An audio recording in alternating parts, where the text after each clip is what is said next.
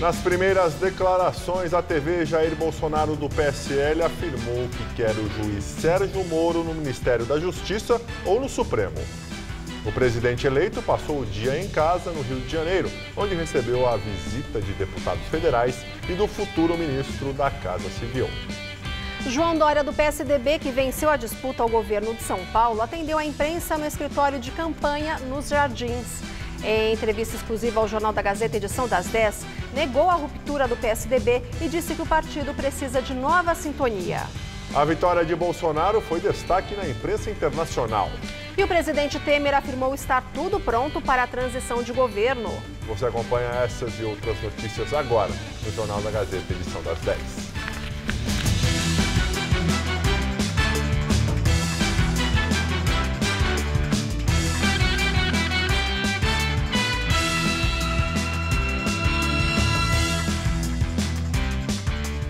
Boa noite. Olá, boa noite. Um dia após vitória, o presidente eleito Jair Bolsonaro, do PSL, recebeu a visita de deputados federais e do futuro ministro da Casa Civil.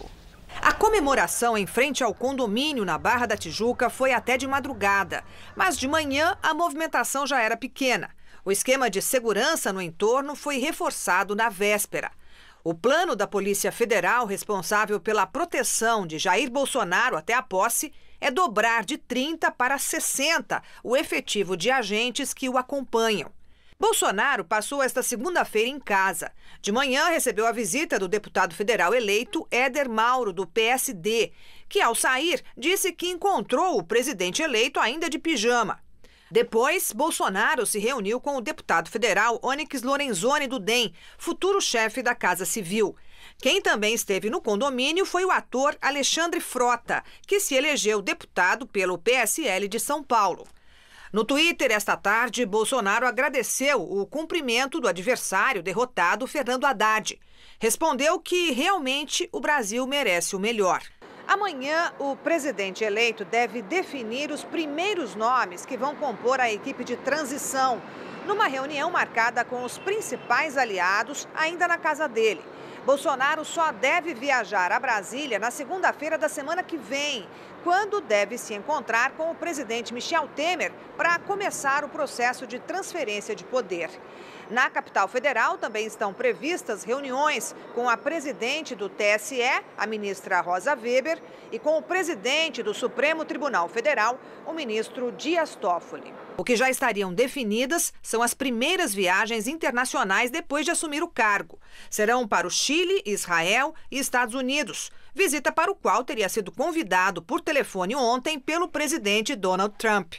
Mas antes, Bolsonaro deve passar por uma nova cirurgia para a retirada da bolsa de colostomia, prevista para 12 de dezembro. E agora o comentário de Josias de Souza sobre a eleição de Jair Bolsonaro. A vitória de Jair Bolsonaro consolidou o processo eleitoral de 2018 como uma pequena revolução. Desde a transição da ditadura para a democracia há 33 anos, não se via um vendaval semelhante na política brasileira. A guinada promovida agora pelo eleitor foi maior do que aquela ocorrida em 2002, quando Lula se tornou presidente da República pela primeira vez. O triunfo de Bolsonaro se deve menos às qualidades do novo presidente e mais aos defeitos do sistema político que ele confrontou. O sistema partidário apodreceu. Bolsonaro é o resultado desse apodrecimento. Em termos partidários, os dois maiores perdedores da temporada foram o PT e, subsidiariamente, o PSDB. Em termos pessoais, o maior derrotado foi Lula. Ironicamente, Bolsonaro é um personagem do sistema que o eleitor escolheu para dar uma resposta antissistêmica. Sua vitória caiu sobre a estrutura partidária como uma lápide. Para ressuscitar, os partidos terão de se reinventar. Quanto a Bolsonaro, ele terá de oferecer resultados práticos rapidamente. Do contrário, o pedaço do eleitorado que enxergou nele uma solução logo começará a vê-lo como uma espécie de São Jorge às avessas, capaz de abandonar o plano de salvar a donzela para se casar com o dragão. Boa noite. Ainda nesta edição, mais informações sobre o dia do presidente eleito Jair Bolsonaro, do PSL. O candidato derrotado à presidência da República, Fernando Haddad, do PT, passou o dia em São Paulo. Nas redes sociais, desejou sucesso ao presidente eleito Jair Bolsonaro. E em visita a Lula na prisão, o tesoureiro do PT e coordenador da campanha petista diz que ex-presidente recebeu o resultado com tranquilidade. Fernando Haddad passou a manhã em sua residência no Planalto Paulista, zona sul de São Paulo. Saiu para buscar livros na faculdade particular onde leciona e na volta falou com jornalistas. Disse que o resultado já passou e que a ideia agora é seguir a rotina. Hoje eu volto a dar aula, volto a ser professor. Foram 90 dias de licença e fui pegar material para trabalhar. O petista também se manifestou pelas redes sociais. Haddad também desejou boa sorte ao presidente eleito Jair Bolsonaro, do PSL. Ontem, em seu discurso após o anúncio da vitória do adversário, Haddad não cumprimentou o rival. Hoje escreveu: "Desejo-lhe sucesso. Nosso país merece o melhor. Escrevo essa mensagem hoje de coração leve, com sinceridade, para que ela estimule o melhor de todos nós. Boa sorte." Enquanto isso, em Curitiba, o ex-presidente recebeu hoje a visita do coordenador da campanha de Haddad e deputado estadual eleito pelo PT, Emídio de Souza, e do ex-deputado e ex-vice-prefeito de São Paulo na gestão Luísa Erundina, Luiz Eduardo Greenhalgh. Os dois que integram a equipe de defesa de Lula foram fazer um balanço da campanha petista com o ex-presidente. Apesar da votação expressiva de Fernando Haddad de pouco mais de 47 milhões de votos, o percentual em si, pouco mais de 44%, é o menor do PT de todas as ocasiões em que o partido passou para o segundo turno, o que inclui as 4 últimas eleições vencidas por Lula e Dilma Rousseff e a de 1989, quando Lula perdeu para Fernando Collor. Outro desafio do partido é o segundo processo no qual Lula está sendo acusado. A sentença do juiz Sérgio Moro pode ser dada nos próximos dias. Nesta ação penal, Lula é réu por corrupção passiva e lavagem de dinheiro por supostamente receber um apartamento em São Bernardo do Campo e um terreno para sediar a nova sede do Instituto Lula. Em nota, o juiz Sérgio Moro também se manifestou sobre a eleição e a vitória de Jair Bolsonaro. Eleito com 51,75% dos votos válidos, João Dória, do PSDB, disse hoje que estuda nomes para o secretariado e que o partido precisa de uma nova sintonia. O governador eleito passou o dia no escritório de campanha nos Jardins atendendo a imprensa. João Dória também recebeu ligações de governadores eleitos, mas até o começo da tarde não tinha conversado com o presidente nacional do PSDB, Geraldo Alckmin, de quem já foi afiliado político. A relação entre os dois piorou durante as eleições. Um dos motivos foi apoio de Dória a Jair Bolsonaro. Em entrevista exclusiva ao Jornal da Gazeta, Dória negou que houve uma ruptura entre ele e o ex-governador. Não há ruptura e nada é definitivo na vida, exceto a certeza de que algum dia não estaremos aqui. João Dória venceu o atual governador Márcio França, do PSB, por uma diferença de 742 mil votos, a disputa mais acirrada da história das eleições estaduais. Aqui na capital, onde foi prefeito até abril, João Dória recebeu 41,9% dos votos válidos, enquanto França teve 58,1%. O tucano também teve um desempenho pior no litoral. Foram os votos do interior do estado, onde Dória venceu em 60% das cidades, que foram decisivos para a eleição. A 7ª seguida para o PSDB, que governa São Paulo há 24 anos. Mesmo com o resultado, o partido sai do processo eleitoral rachado e encolhido. Nós temos 3 governadores que foram vitoriosos aqui no Brasil, a Zambuja, o Eduardo Leite e nós aqui. E também deputados federais e deputados estaduais e os senadores pelo PSDB, que foram verdadeiros heróis nesse tsunami desta eleição. Nós temos que colocar uma nova sintonia no PSDB. Não será fácil internamente? Não, nada é fácil na democracia, mas não inventaram nada melhor. Portanto, a democracia é diálogo, mas, a meu ver, é atitude também. O novo governador de São Paulo disse que ainda estuda nomes para o secretariado, mas que eles só devem ser anunciados em dezembro. Adiantou que o vice vai coordenar a transição de governo. Rodrigo Garcia é líder da bancada do DEM na Câmara dos Deputados. Esperamos responsabilidade fiscal e administrativa nessa etapa final do atual governo, para que a gente possa assumir no dia 1º de janeiro com as contas em ordem. Teremos um governo enxuto, gastando menos com a máquina e mais com as propostas de governo. O ex-governador Geraldo Alckmin, presidente nacional do PSDB, telefonou hoje à tarde para parabenizar João Dória pela vitória nas eleições. O tucano teria afirmado que está em seu sítio em Pindamonhangaba e não ligou antes porque o sinal de celular é ruim no local. Já o candidato derrotado, Márcio França, do PSB, disse que está orgulhoso da participação na eleição e pronto para seguir em frente. Ele agradeceu os 10 milhões de votos que teve no estado. O atual governador, de 55 anos, afirmou que iria descansar nos próximos dias por recomendação médica devido a uma pneumonia anunciada às vésperas da votação, mas apareceu hoje em seu gabinete em São Paulo falando sobre as eleições. A gente tem que estar sempre preparado para ganhar e para perder. E a vantagem da eleição é assim, né? Acaba uma, começa a outra. Em outro vídeo, também publicado no Facebook, França disse que faltou pouco para vencer e convencer a maioria sobre as intenções de seu governo. Nós travamos o bom combate, né? Mantivemos a fé, não deu. Faltou um pouquinho, mas eu estou muito orgulhoso de todos vocês, esses mais de 10 milhões de votos em São Paulo. Após a divulgação dos resultados, ele já havia sinalizado a pretensão de permanecer no cenário político durante pronunciamento no Palácio dos Bandeirantes. O candidato do PSB declarou que ligou para João Dória, do PSDB, desejando sorte no novo mandato como governador.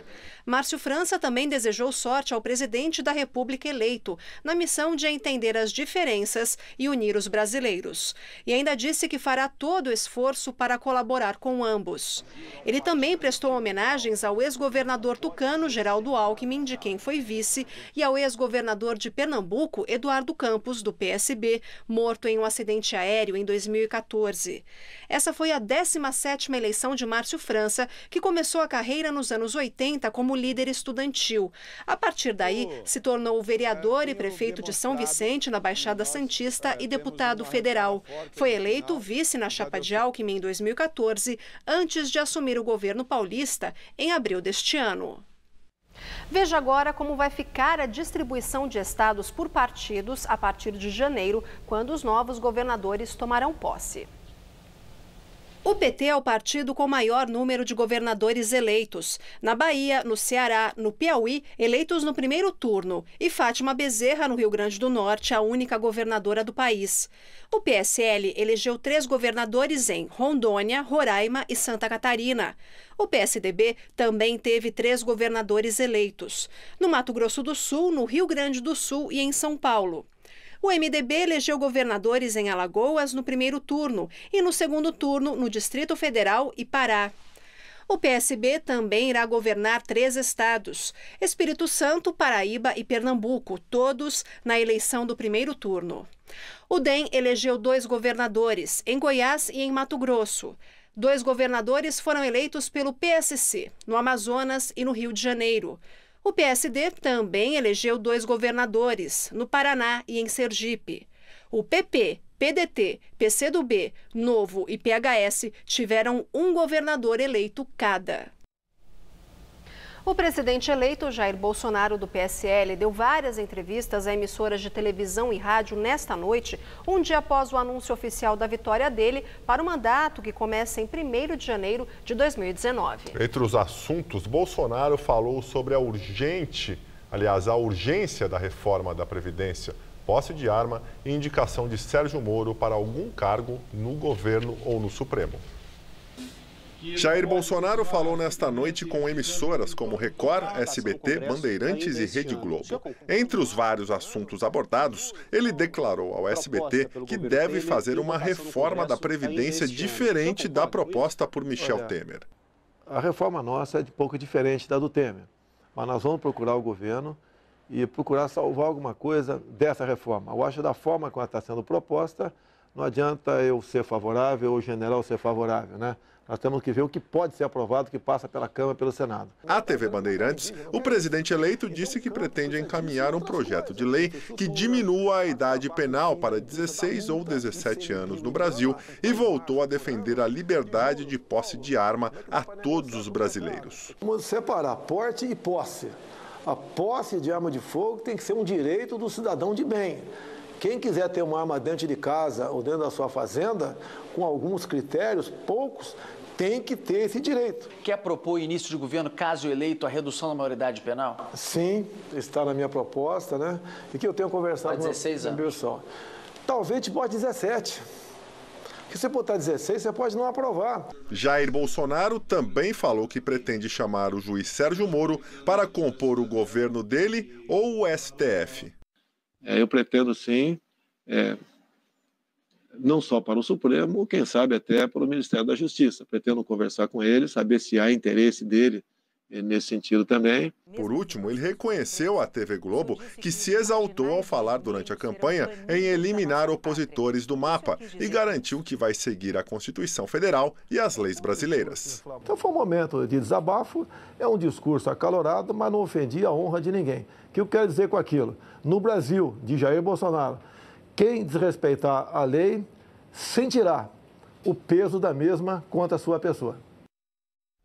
Bom, fechadas as urnas deste segundo turno, elas mostraram que o candidato Jair Bolsonaro venceu o petista Fernando Haddad no maior número de estados e também de capitais. Vitorioso no pleito deste domingo, Jair Bolsonaro venceu a disputa em 16 estados brasileiros, no sul, sudeste, centro-oeste e parte do norte do país. Fernando Haddad, do PT, ganhou em 11 estados, a maioria deles no Nordeste e na região Norte. A maior vantagem percentual de vitória de Jair Bolsonaro foi no Acre, onde o candidato do PSL obteve 77,22% dos votos válidos, contra 22,78% de Fernando Haddad. Já o petista teve a maior vitória no Piauí, onde conquistou 77,05% dos votos válidos, contra 22,95% do candidato do PSL. Entre as capitais do país, Bolsonaro venceu em 21 delas, enquanto Fernando Haddad derrotou o adversário em 6, todas na região Nordeste. O presidente Michel Temer disse hoje que está tudo pronto para a transição com a equipe do presidente eleito Jair Bolsonaro. Aqui em São Paulo, o MDBista comentou que o cumprimento da Constituição garante estabilidade social e política no país. Temer participou da abertura da Conferência Internacional de Biocombustível num hotel na zona sul de São Paulo e estava acompanhado do ministro de Minas e Energia, Moreira Franco. Em seu discurso, o presidente aproveitou para fazer um balanço do seu governo, que já está na reta final. Ele ressaltou a importância da PEC do teto de gastos públicos e das reformas do ensino médio e trabalhista, realizadas na sua gestão. E ressaltou que a reforma da Previdência só não foi aprovada porque havia uma trama que impediu a votação. Temer afirmou que nesses 2 meses finais de mandato ainda tem muito trabalho pela frente, mas que a sua equipe de transição já está preparada para auxiliar a equipe do presidente eleito Jair Bolsonaro, do PSL, e que espera uma continuidade no programa de reformas deste novo governo. Nós vamos entrar num momento de transição, nós já estamos com tudo formatado para que o próximo governo receba tudo aquilo que nós realizamos e vamos insistir que não haja descontinuidade, mas ao contrário, que haja continuidade e ainda aquilo que há de ser feito. Temer defendeu ainda que a Constituição brasileira deve ser rigorosamente cumprida para que o país tenha estabilidade política, social e pacificação, e que o momento político eleitoral se encerrou ontem, dando lugar agora ao momento político administrativo. Quando você abre a Constituição e verifica o contexto da Constituição, você verifica que ela existe para regular as relações sociais e para harmonizá-las, nunca para desarmonizá-las. E a Constituição toda diz, olha aqui, você, maioria, governa respeitando os direitos da minoria, e a minoria não pode atrapalhar a maioria. Então, digamos, num sistema democrático, é fundamental que haja oposição. A oposição ajuda a fiscalizar. A transição de governo começa esta semana, comandada por um dos nomes mais próximos a Jair Bolsonaro, o deputado federal pelo DEM, Onyx Lorenzoni. Onyx Lorenzoni é cotado para ser o ministro-chefe da Casa Civil a partir de 1º de janeiro. Segundo o deputado, o trabalho antes da posse terá foco na área econômica. Em entrevista à Rádio CBN, ele falou sobre a passagem de poder para a nova equipe. Já na quarta ou na quinta-feira, vamos dizer assim, a apresentação dos nomes dos primeiros técnicos, né, que vão compor o grupo que vai fazer a transição. Eu conversei, Camarote, na semana passada, com o ministro Eliseu Padilha, que é o chefe da Casa Civil, já por determinação do Jair, né, por conta de ter as primeiras informações, eu já tenho aqui. O governo de transição terá 22 gabinetes com até 78 pessoas no Centro Cultural Banco do Brasil, na capital federal. O espaço vai receber reforço na segurança pela Polícia Federal. A equipe de Bolsonaro terá acesso integral aos documentos e aos funcionários da atual administração para tirar dúvidas. O governo de transição nem começou e a polêmica já está posta. Um dos pontos divergentes dentro da própria equipe de Bolsonaro é a reforma da Previdência. O deputado Onyx Lorenzoni defende que as mudanças no regime de aposentadoria sejam feitas só no ano que vem e de uma só vez, quando o novo presidente assumir. Já o guru econômico do presidente eleito, o economista Paulo Guedes, futuro ministro da Fazenda já indicado, deu sinal positivo à proposta do governo Temer de aprovar o texto da reforma da Previdência, que está no Congresso, e assim garantir um ajuste imediato. A tendência é que fique mesmo para o ano que vem. Nascido no Rio de Janeiro, Paulo Guedes tem 69 anos. Se formou em Economia na Universidade Federal de Minas Gerais e fez mestrado e doutorado na Universidade de Chicago, nos Estados Unidos. É um defensor das privatizações, o que, segundo ele, ajudaria a reduzir a dívida pública em 20%. Foi professor da PUC, Rio e da FGV e chegou a dar aula na Universidade do Chile. Também foi fundador do Banco BTG Pactual e preside a Bozano Investimentos. Nunca ocupou o cargo político e fez fortuna no mercado financeiro. Paulo Guedes se tornou alvo de investigações do Ministério Público Federal, que apura possíveis crimes de gestão temerária ou fraudulenta de investimentos advindos de fundos de pensão. E a seguir, a repercussão da eleição brasileira na imprensa internacional. Ele começou a vida como catador de latinhas. Já quebrou 6 vezes.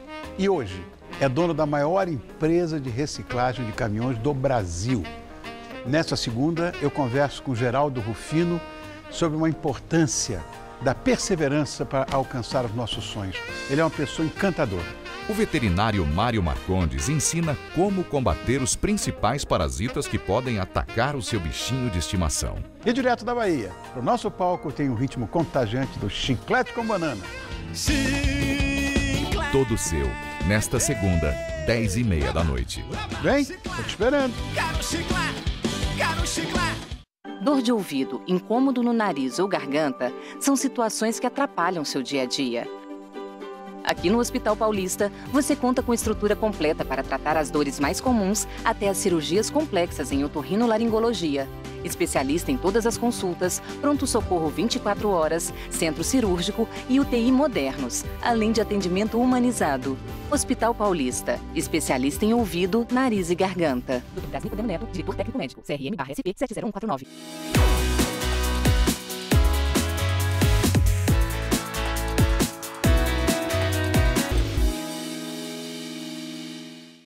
Tá a fim de escrever a sua própria história? Que tal dirigir a sua própria vida?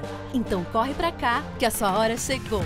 Bem-vindo ao Universo Casper, um lugar certo para você pensar, criar e questionar. Na Casper, razão e emoção se unem para fazer diferente, fazer melhor. E você, aceita o desafio? Tem muita coisa nova te esperando por aqui. Faculdade Casper Libero. Paixão por comunicação.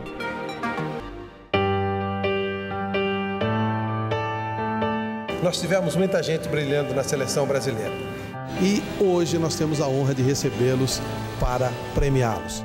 Foram mais de 600 mil votos pela internet. E o vencedor é? Nossa.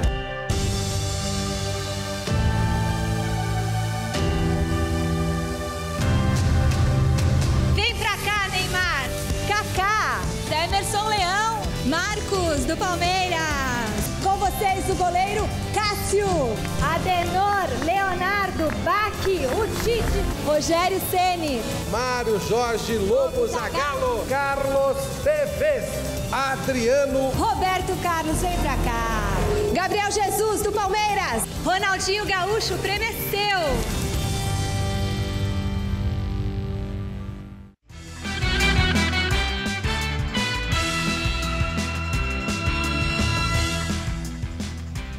A semana começou com temperaturas amenas e muita nebulosidade aqui em São Paulo, mas a chuva deu uma trégua.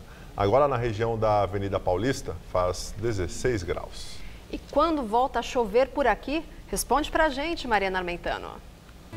Esses últimos dias de outubro seguem ensolarados e só volta a chover quando começar o mês de novembro. Nessa madrugada, teremos mínima de 15 e máxima amanhã à tarde de 26 graus. Na quarta-feira, os termômetros chegam à marca dos 31, ainda com tempo firme por aqui.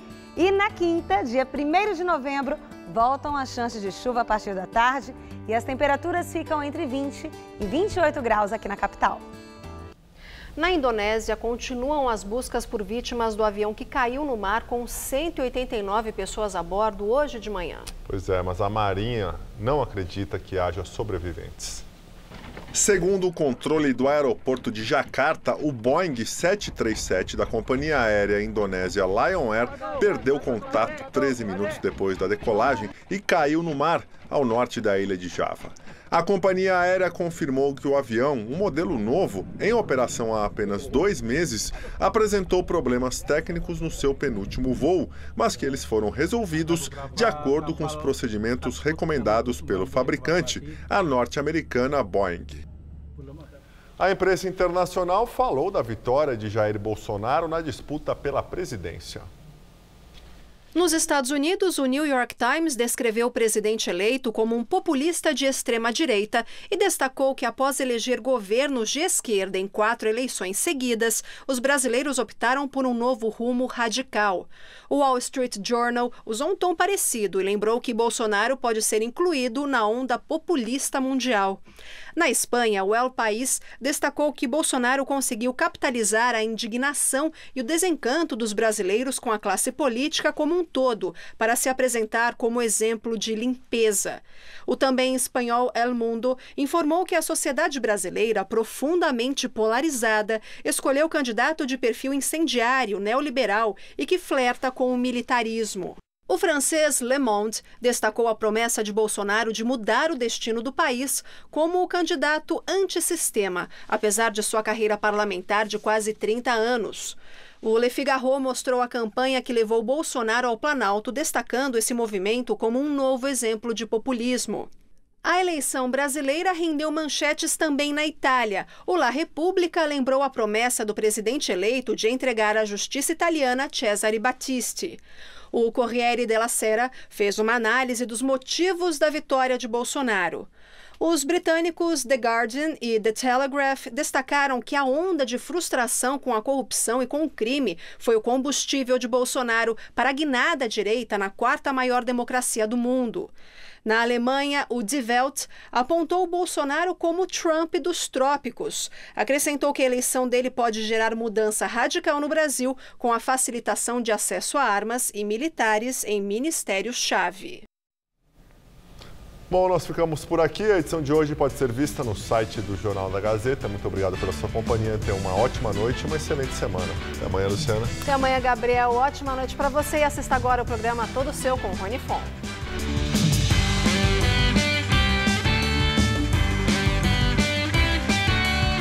Nesta terça, 1h30 da tarde, no Cozinha Amiga, o chefe Bruno Alves prepara penne ao forno com ragu de frutos do mar. Assista agora Todo Seu.